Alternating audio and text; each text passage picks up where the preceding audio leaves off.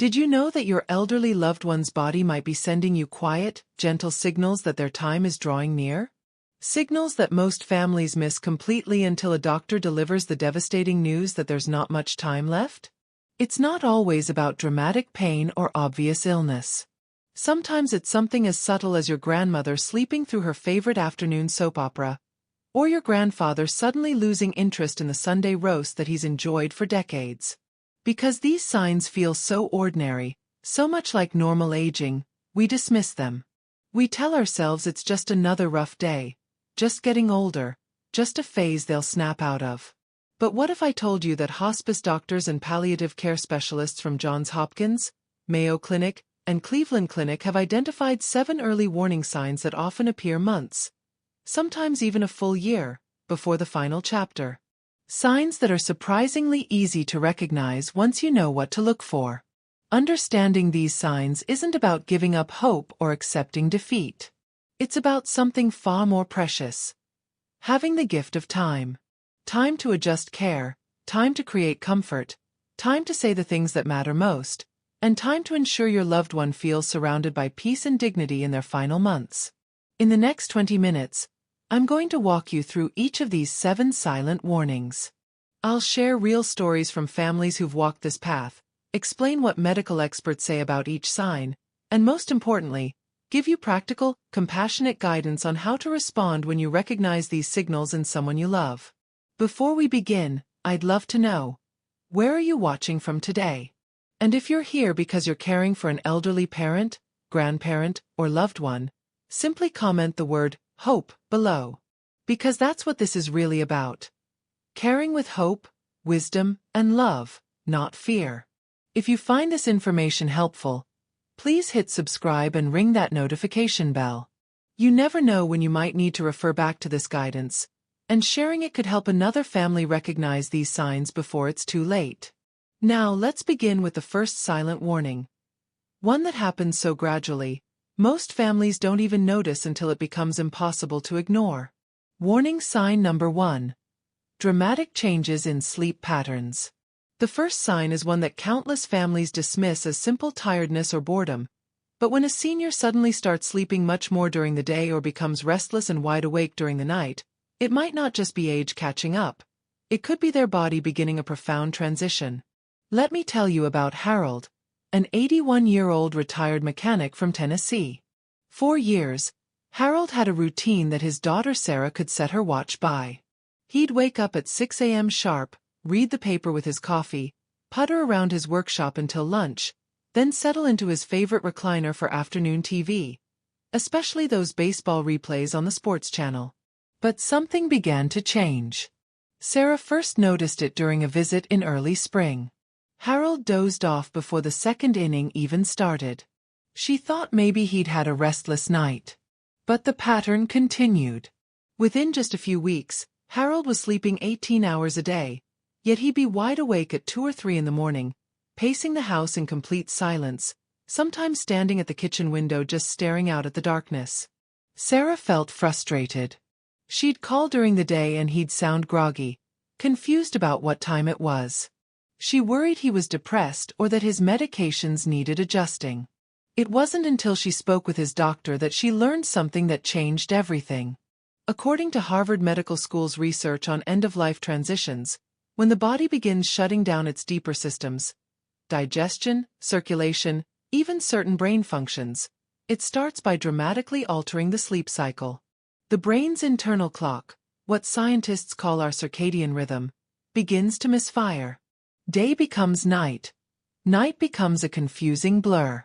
This isn't insomnia or a sleep disorder that can be fixed with better sleep hygiene or medication. It's actually a signal that the body is beginning to conserve energy for essential functions, pulling resources away from consciousness and alertness. Dr. Elizabeth Morrison, a palliative care specialist, explains it this way: the body is incredibly wise.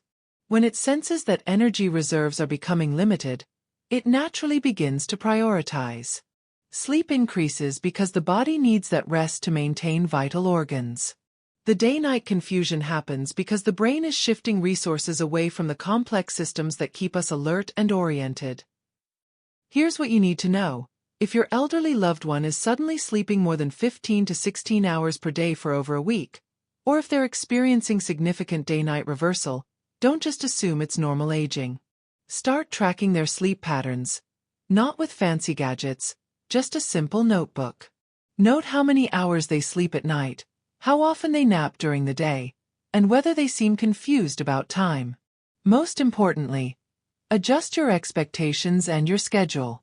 This might be their body's way of preparing for what's ahead. Instead of feeling frustrated when they're too tired for activities, consider sitting quietly beside them while they rest. Sometimes love looks like being present without expecting conversation or engagement. Sarah later told me that once she understood what Harold's sleep changes meant, she stopped trying to keep him on her schedule and started joining his. She'd bring her coffee and sit with him in the early morning hours when he was awake, and she'd simply hold his hand during those long afternoon naps. I realized, she said, that I had been missing precious quiet moments by trying to force him back to his old routine. Warning sign number 2. Loss of interest in food and favorite meals. The second warning sign breaks many hearts because it involves something so fundamental to how we show love: sharing meals together. When a loved one stops enjoying their favorite foods or quietly pushes their plate away after just a few bites, our instinct is to worry about nutrition, to encourage them to eat more, to try different foods or supplements. But sometimes, this change runs much deeper than taste preferences or appetite. I'll never forget Ethel, a spirited 82-year-old from Michigan. For more than 60 years, Ethel made apple pie every single Sunday. It was her signature dish, warm with cinnamon, a hint of nutmeg, and what her family swore was actual love baked right into the crust. Sunday dinners at Ethel's house always ended with that pie, served with vanilla ice cream and stories about her week. Her daughter Linda first noticed the change on a crisp October Sunday. Ethel had made her usual pie, but when Linda served her a slice, Ethel barely touched it. She pushed it around her plate, took one small bite, then quietly said, "I think I'm too full, honey." Linda thought maybe her mother was coming down with something. But the next Sunday, Ethel didn't even ask about dessert. Within 2 months, she'd lost over 15 pounds. Her clothes hung loose, her face looked gaunt, and Linda was beside herself with worry. Linda tried everything: different foods, smaller portions, nutritional shakes, even taking her mother to her favorite restaurant. Nothing worked. Ethel would take a few polite bites, then gently push the plate away with an apologetic smile. When Linda finally spoke with Ethel's doctor, she learned something that was both heartbreaking and enlightening. According to Mayo Clinic's palliative care team, as we approach life's end, the body begins to shift how it uses energy in fundamental ways. The digestive system naturally slows down, not because of illness or medication side effects, but because the body no longer prioritizes food processing. Instead, the body focuses its energy on keeping vital systems running for as long as possible. That's why familiar flavors suddenly lose their appeal, why favorite smells can become overwhelming, and why even the thought of eating can feel exhausting. Dr. James Patterson, a geriatrician who specializes in end-of-life care, puts it this way: the body becomes incredibly efficient in its final phase. It's not being stubborn or difficult when it refuses food. It's actually responding to internal signals that we can't see. Forcing nutrition at this stage often causes more discomfort than benefit. The mistake many loving families make is turning mealtime into a battle. We measure love by how much our elderly parent eats, and we feel like we're failing if they're losing weight. But this can actually increase their distress and make eating even less appealing. Here's what helps instead. Shift your focus from quantity to comfort. Offer small portions of soft, familiar foods. Maybe a spoonful of mashed potatoes, a few sips of warm broth, or a small piece of fruit. Don't pressure or coax. Make mealtime about companionship, not consumption. Track what they do eat gently, without making them feel guilty about what they leave behind. And please, talk to their doctor about appetite changes that have lasted more than a week, especially if there's been significant weight loss. Most importantly, redefine what a successful meal looks like. Maybe success is sharing a few sips of tea together while watching the birds outside. Maybe it's the smile they give you when you sit beside them, even if they don't eat a bite. Linda eventually learned to treasure those quiet moments with Ethel, even when the apple pie sat untouched. I realized, she told me later, that she was still nourishing me in other ways, with her stories, her gentle presence, her peaceful acceptance. The food became less important than simply being together. Warning sign number 3. Social withdrawal and isolation. The third silent warning is perhaps the most emotionally challenging for families to understand, because it can feel like rejection. When someone who used to love phone calls, Sunday dinners, or even just chatting on the front porch suddenly becomes quiet and withdrawn, it's easy to assume they're depressed, angry, or simply giving up on life. But social withdrawal in the elderly can actually be a natural part of the body and mind turning inward, a way of preparing for what lies ahead.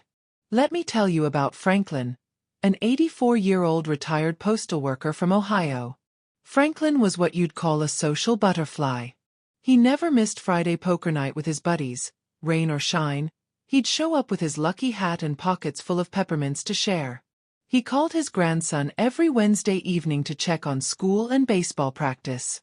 He knew every neighbor on his street by name and would spend summer evenings on his front porch, waving to passers-by and striking up conversations with anyone who'd slow down long enough. Then something shifted. It started small. Franklin skipped one poker night, saying he wasn't feeling quite right. The next week, he didn't return his grandson's call. His daughter Maria thought maybe he was fighting off a cold or feeling overwhelmed by the approaching holidays.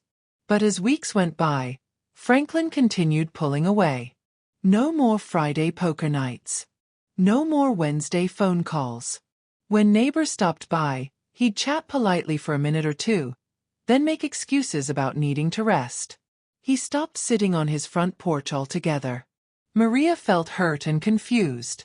She'd visit and try to engage him in conversation about current events or family news, but Franklin would give short answers and then retreat to his bedroom or settle into his chair with his eyes closed. She wondered if she'd done something wrong or if he was angry about something. Eventually, when Franklin's physical health began declining and they connected with hospice services, the nurse gently explained what was happening. According to palliative care specialists at Johns Hopkins, social withdrawal isn't always a sign of depression in elderly patients approaching end of life. Often, it's part of a natural psychological process called social death, a gradual turning inward that helps people mentally and emotionally prepare for physical death. Dr. Susan Chen, who has worked in hospice care for over 2 decades, describes it this way: think of it like a tree preparing for winter. The tree doesn't stop caring about the world around it, but it pulls its energy inward to focus on essential functions. Similarly, elderly people often begin naturally reducing their social energy to focus on internal spiritual and emotional processes. This withdrawal serves several purposes. It allows people to reflect on their lives, process unresolved emotions, and begin the psychological work of letting go. It also protects them from the exhaustion that social interaction can cause when physical and mental energy are limited. The challenge for families is that this withdrawal can feel like rejection or abandonment. We want to help, to cheer them up, to draw them back into social connection. We might plan surprise visits, invite lots of family over, or push them to attend social events they once enjoyed. But this often backfires, creating more stress and resistance. Here's what helps instead: respect their need for solitude while still offering gentle connection. Instead of asking them to engage in lengthy conversations or social activities, simply offer your presence. Sit quietly in the same room. Listen to music together. Hold their hand without expecting them to talk. Keep invitations low pressure. "I'm going to sit on the porch for a few minutes if you'd like to join me," is better than, "Come on, let's go visit the neighbors like we used to." Accept no as a complete answer without taking it personally. Most importantly, don't abandon them just because they're withdrawing from others. They still need to know you're available and that you care. They just need it in smaller, gentler doses. Maria learned to adapt her visits to Franklin's new rhythm. Instead of trying to fill their time with activities and conversation, she'd bring a book and read quietly in his living room while he rested. Sometimes he'd make a comment about what she was reading, and they'd have a brief, meaningful conversation. Other times, they'd simply exist peacefully in the same space. "I stopped trying to bring back the old Franklin," Maria told me. "Instead, I learned to love and appreciate the quieter version of him." Those peaceful moments together became some of our most precious times, even though we barely spoke. Remember, social withdrawal doesn't mean they don't want your love and presence. They just need it expressed differently. Sometimes the most profound connection happens in shared silence. Warning sign number 4. Mental changes and unusual conversations. The fourth warning sign often frightens families because it can seem sudden and concerning. When someone you love starts having soft conversations with people who passed away years ago, or when they seem to drift between moments of clarity and confusion about time and place. Before you panic and assume it's dementia or Alzheimer's disease, it's important to understand that these mental changes can be a normal part of the dying process, and they often bring comfort rather than distress to the person experiencing them. Let me tell you about Vernon, an 86-year-old retired teacher from Florida. Vernon was still remarkably sharp in many ways. He remembered all his grandchildren's birthdays, could recite poetry from memory, and loved discussing current events with anyone who'd listen. His mind was clear, his wit was intact, and he could beat most people at crossword puzzles. But his daughter Patricia began noticing something unusual during her evening visits. She'd hear Vernon talking softly in the living room and assume he was on the phone with a friend or neighbor. But when she'd peek in to see if he needed anything, she'd realize he was alone, speaking gently to an empty chair. One evening she clearly heard him say, "Martha, I know you're here with me tonight. It feels good to have you close again." Martha was his beloved wife who had passed away 6 years earlier after 58 years of marriage. Patricia's heart broke. She feared the worst, that her sharp, intelligent father was developing dementia, that his mind was finally failing him. She made an appointment with his doctor immediately, worried that he was losing his grip on reality. But after speaking with geriatric specialists and later with hospice nurses, Patricia learned something that completely changed her perspective. According to neurologists at Cleveland Clinic who specialize in end-of-life care, these experiences are remarkably common and usually aren't signs of cognitive decline or mental illness. As the body begins shutting down, the brain may experience subtle changes in oxygen levels and blood flow. This can affect how it processes memory, time, and even sensory input. The result can be experiences that seem to bridge the world of the living and the world of those who have passed on. Dr. Michael Rodriguez, a neurologist who works closely with hospice teams, explains, "What families often see isn't confusion or hallucination in the clinical sense. These patients aren't distressed or frightened by these experiences. Quite the opposite.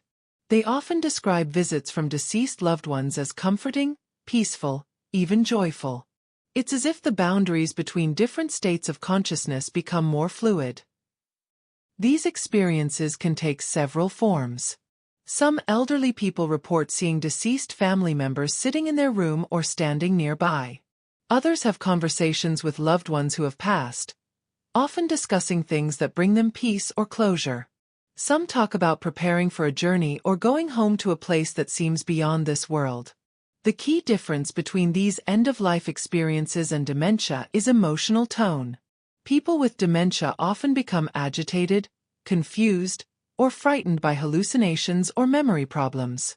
But those experiencing end-of-life mental changes typically seem peaceful, comforted, even happy during these episodes.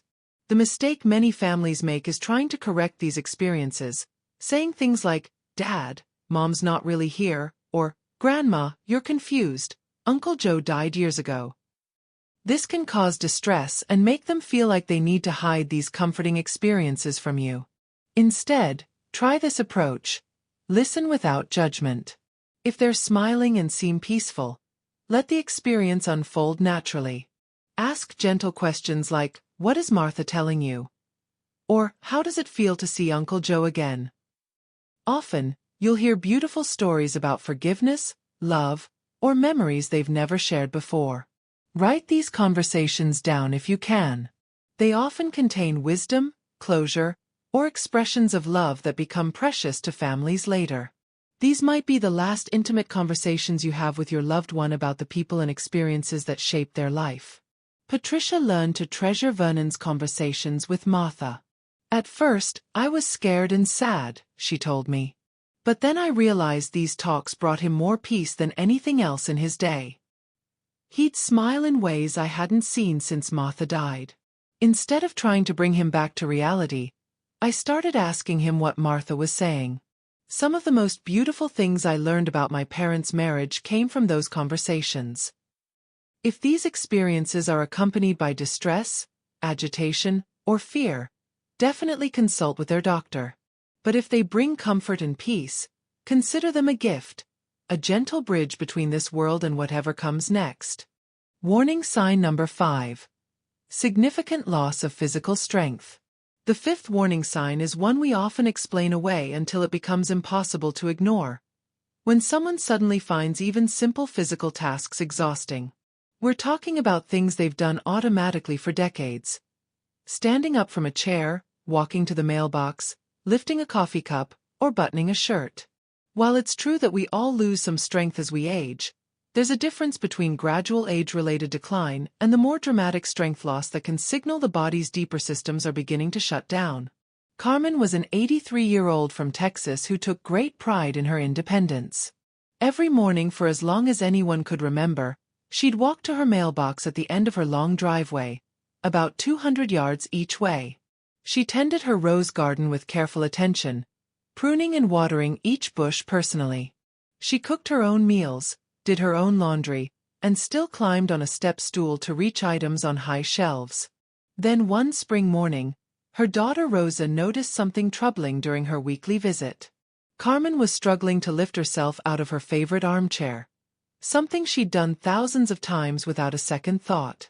Rosa offered to help, but Carmen waved her off with embarrassment, saying she was just having a slow morning. A few days later, Rosa got a call. Carmen needed help getting to the bathroom. She hadn't fallen, she wasn't sick, but something fundamental had changed.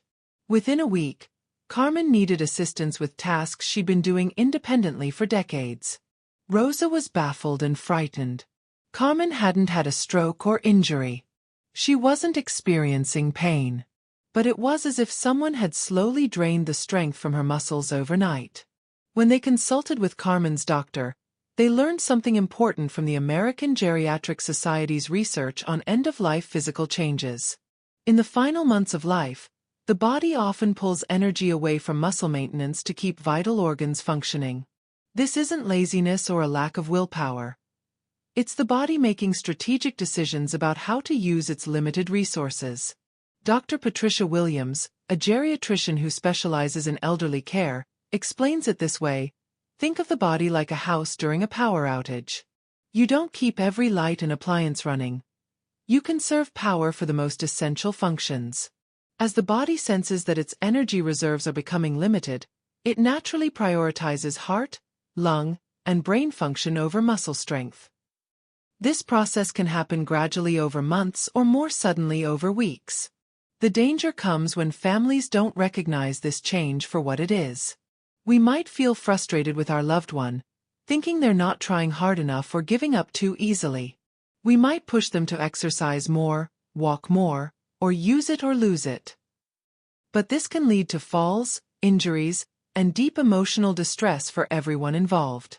Worse yet, it can make elderly people feel like they're disappointing their families, that they're not fighting hard enough or that they're failing in some way. Here's what helps instead. Start with safety modifications immediately.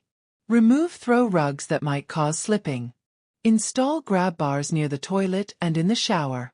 Place sturdy chairs in key locations so they can rest frequently. Consider a walker or wheelchair not as a sign of defeat, but as tools that can help them maintain some independence safely. Most importantly, change your expectations with grace, not guilt. Let them do what they can, but support what they can't without making them feel like a burden. If they can no longer walk to the mailbox, bring the mail to them and sit together while they read it. If they can't stand long enough to cook, help them feel involved by asking them to guide you through their favorite recipes.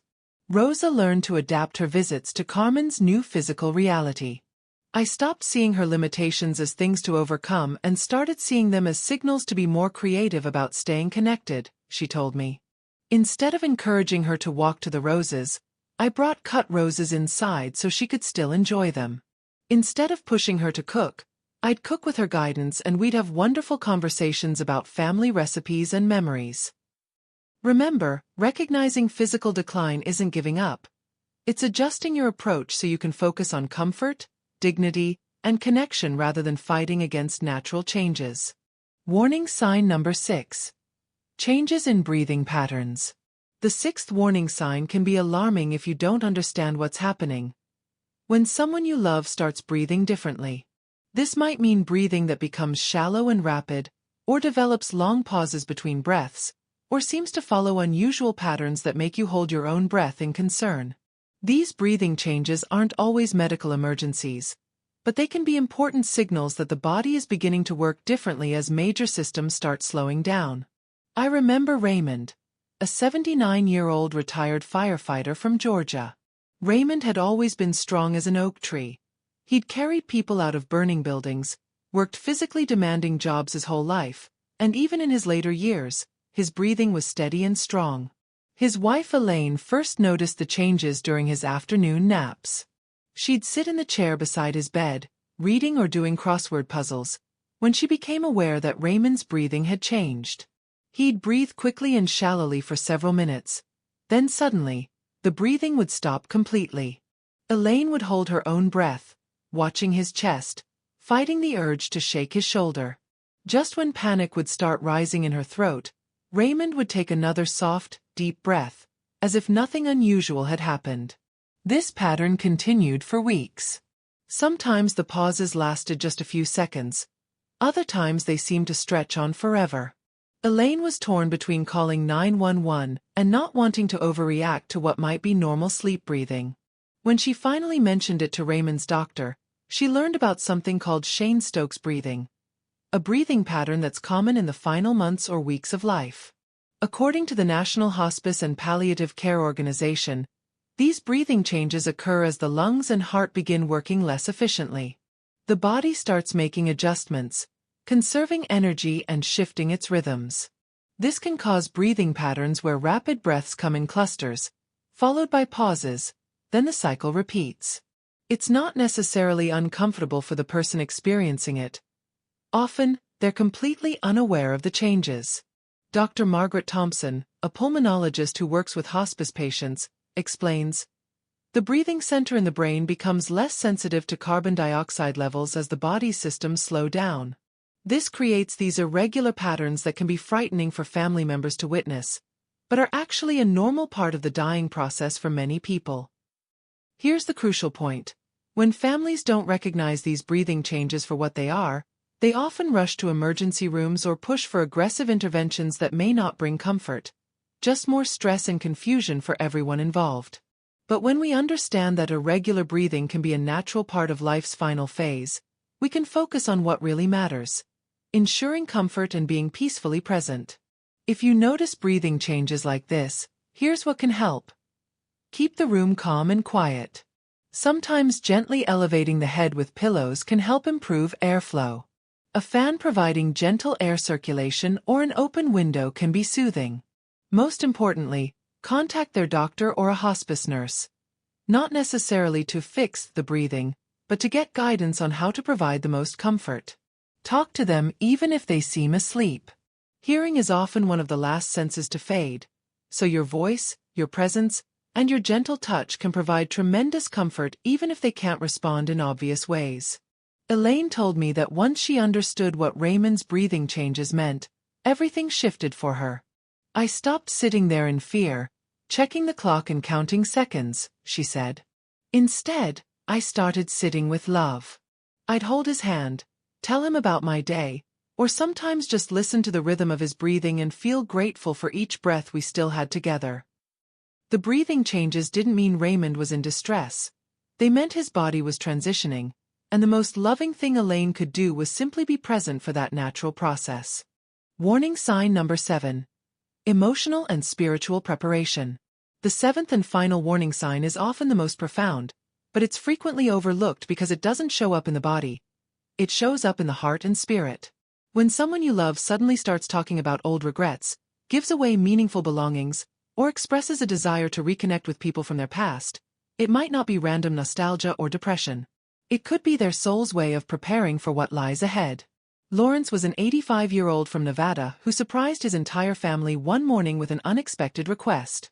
For as long as anyone could remember, Lawrence and his brother Thomas hadn't spoken.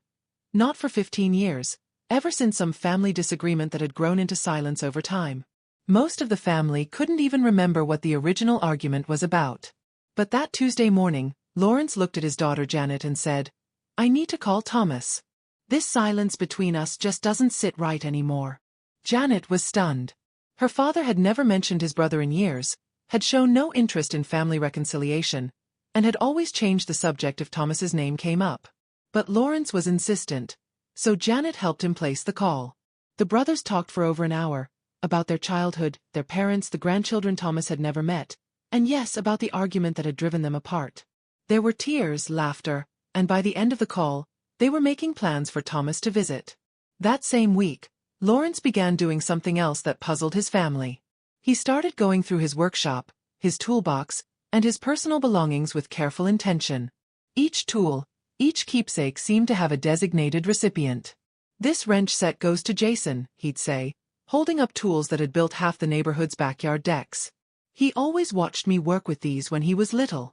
To his grandson Mark, he gave his fishing tackle box. To Janet, he handed over his father's pocket watch, something he'd treasured for decades.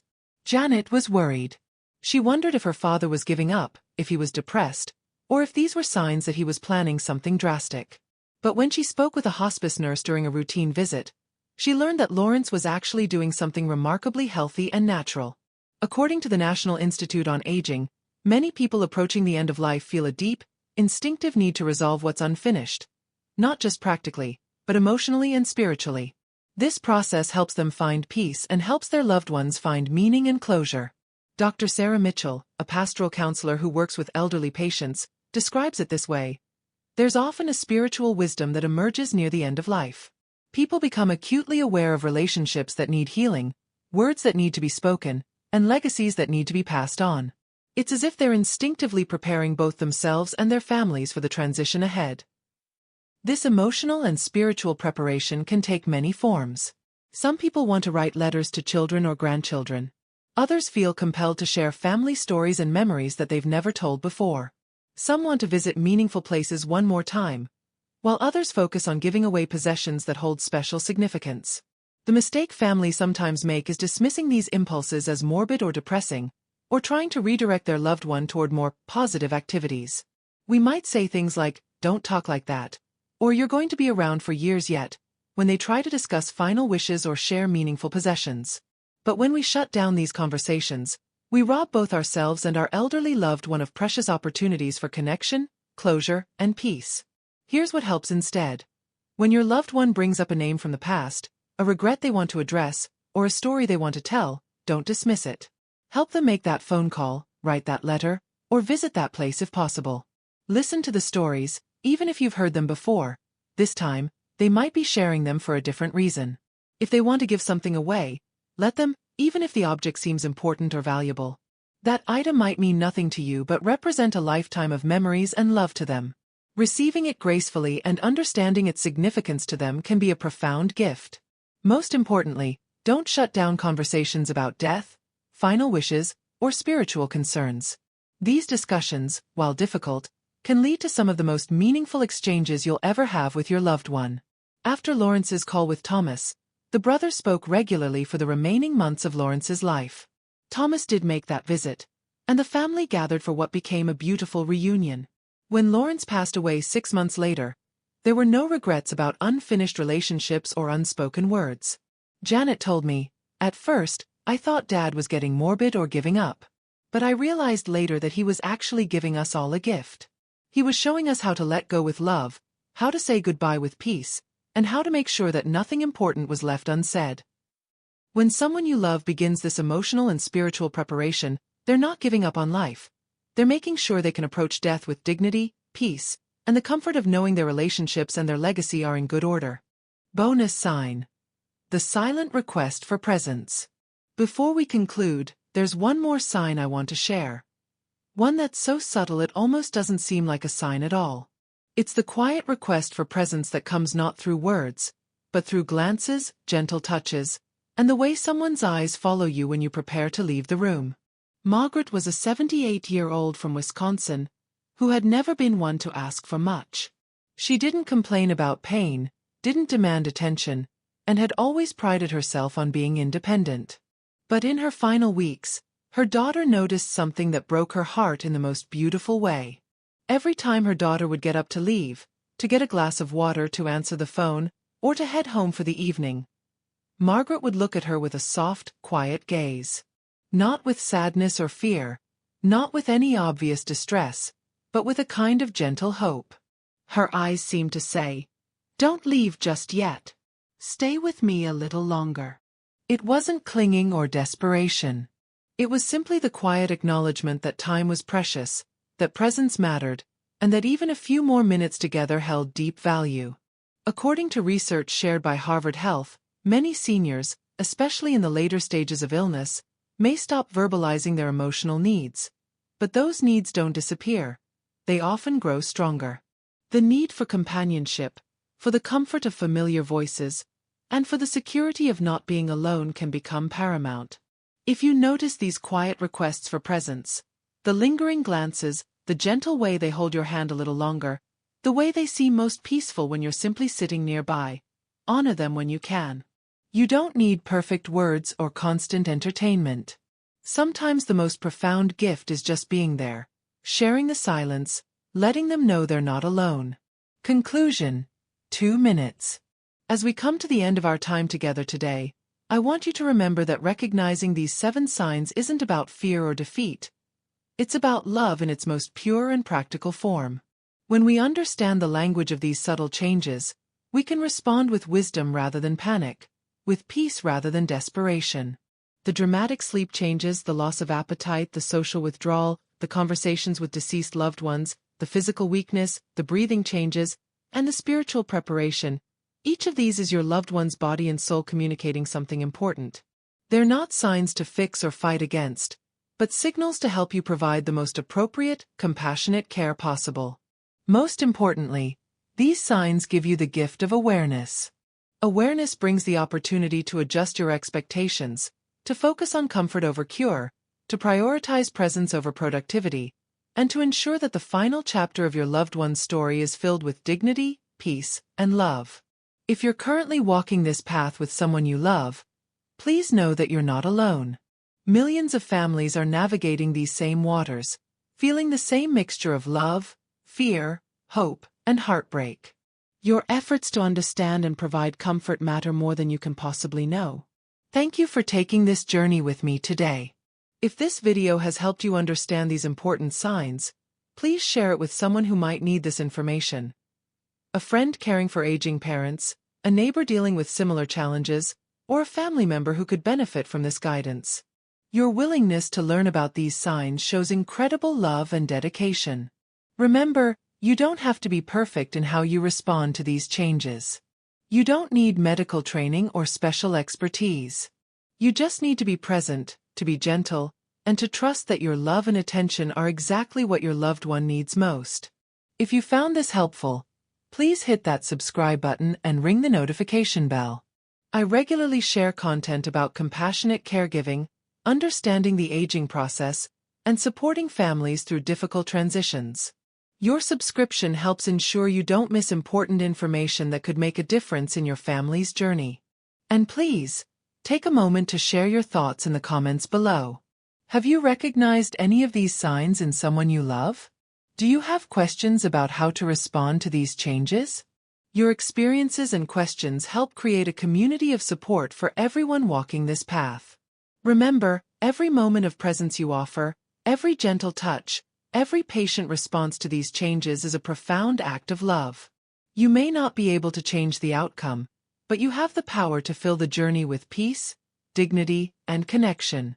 Until we meet again, may your days be filled with grace, your moments be meaningful, and may you find comfort in knowing that love, expressed through understanding and presence, is the greatest gift you can offer.